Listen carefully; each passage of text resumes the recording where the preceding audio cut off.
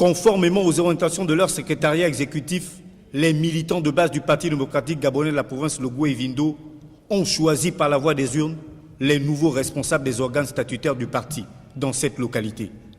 Ces derniers se réjouissent du déroulement et des résultats obtenus. Les scores que vous avez pu enregistrer témoignent de l'attachement entre les responsables du PDG de Logou-Evindo et les militants de base.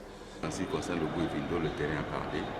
En ce qui concerne le deuxième siège, plutôt le deuxième arrondissement de Makougou, le siège a parlé également. Le score est sans appel, plus de 460 voix d'avance par rapport à mon adversaire qui n'a eu que 25 voix. Il me semble qu'à partir de là, chacun doit comprendre vers qui penche la base de notre parti ici, au deuxième arrondissement de Makougou. Ça a été un moment de forte solidarité.